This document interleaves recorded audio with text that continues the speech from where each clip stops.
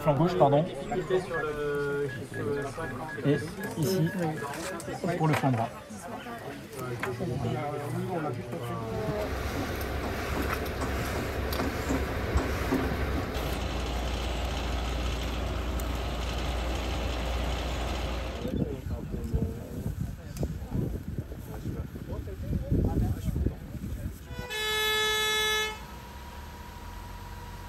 Le groupe s'est fait prendre dans le feu, dans la fumée, donc il a fallu qu'ils se protègent.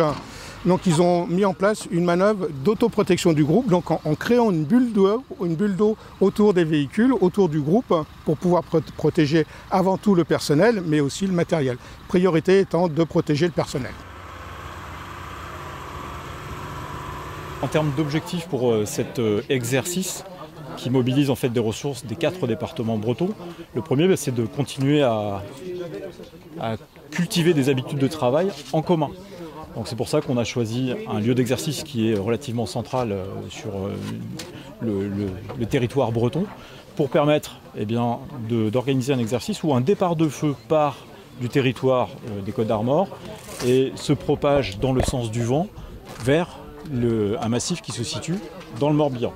Ça dépend des territoires, mais nous avons en effet formé plus de cadres, parce que c'était un des points qui avait été identifié suite à la saison 2022. Donc ça a été doublé pour l'année dernière, pour notre territoire, je parle pour notre département. Chaque département a pris en compte la situation de façon différente en fonction de son existant, mais nous avons tous fait des efforts de formation. Effectivement, on a quand même un massif qui est très important, donc automatiquement c'est une hantise des élus, c'est d'avoir un massif comme celui-là qui pourrait disparaître, partir en fumée comme on a pu le voir l'année dernière. Oui, voilà, des formations, ça on en demande, et on en a qui arrivent bientôt d'ailleurs avec Préparis, que c'est des formations qui sont mises en place par la préfecture, et on les remercie aussi parce que ça vraiment pour nous, on n'est jamais prêt vraiment en tant qu'élu, c'est pas notre métier premier, donc automatiquement, il faut qu'on puisse se préparer à tout ce genre d'intervention.